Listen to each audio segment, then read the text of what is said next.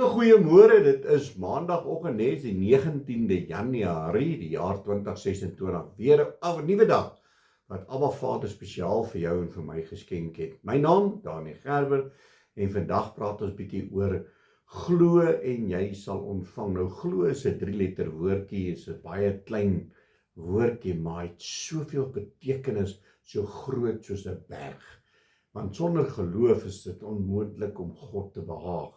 En vir my en vir jou is dit belangrik om te glo dat die Here vir ons aan die kruis gesterf het, om te glo dat hy het opgestaan uit die dode uit, glo. En ons probleem is as mens, sien is glo.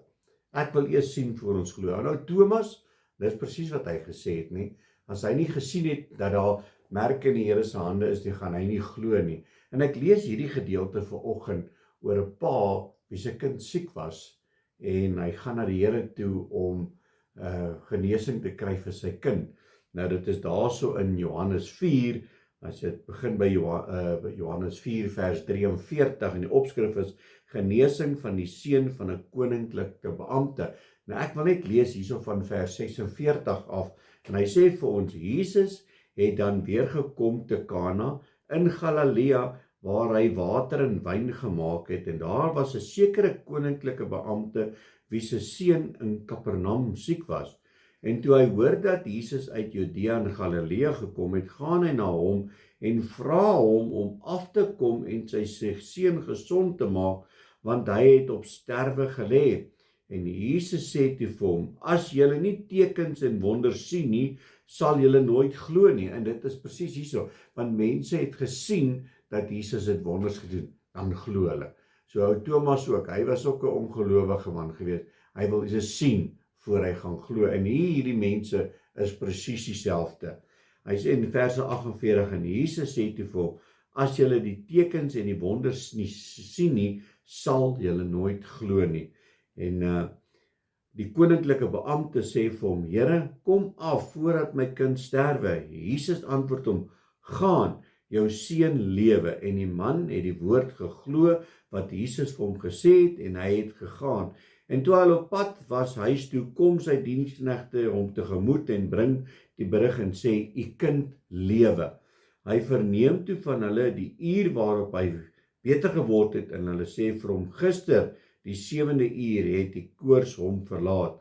En die vader merk toe dat dit daardie uur was waarop Jesus vir hom gesê het, jou seun lewe, en hy het self geglo en sy hele gesin het saam met hom geglo. En dan gaan kyk jy so 'n bietjie, hoe ver is Kana van Kapernaum af? En dit is so 37 kilometer ver as jy in hedendaagse tyd met 'n voertuig ry, en as jy loop is dit bietjie nader, dan is dit so 32 kilometer ver, en hulle reken dit vat so 7 ure 40 minute se loop om daar te kom. En hierdie vader besef toe dat, weet jy wat, die Here het nie distansie nodig nie. Hy spreek van die woord en hy kan genees, maar ek en jy moet kan glo. Want baie keer het ons sê, nou, pastoor, dominee, prediker, jy moet nou dadelik na my huis toe kom, my huis val uit mekaar uit en jy moet kom bid en jy moet kom help. Want jy kan net daar waar jy is, kan ons tot God bid en die Here kan 'n verandering plaas.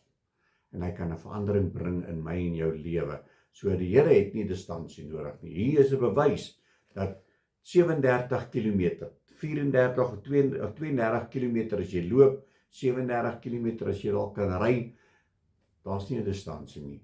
'n Gebed van 'n regverdige het groot krag, en wanneer die Here daai gebed beantwoord, kom daar oorwinning, kom daar genesing.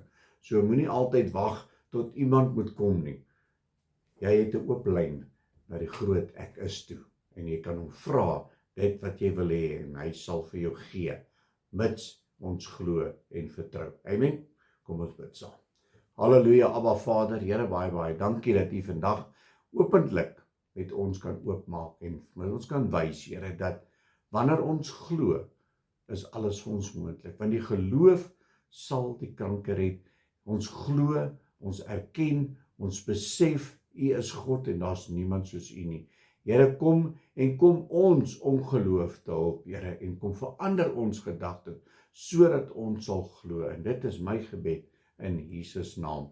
Amen en amen.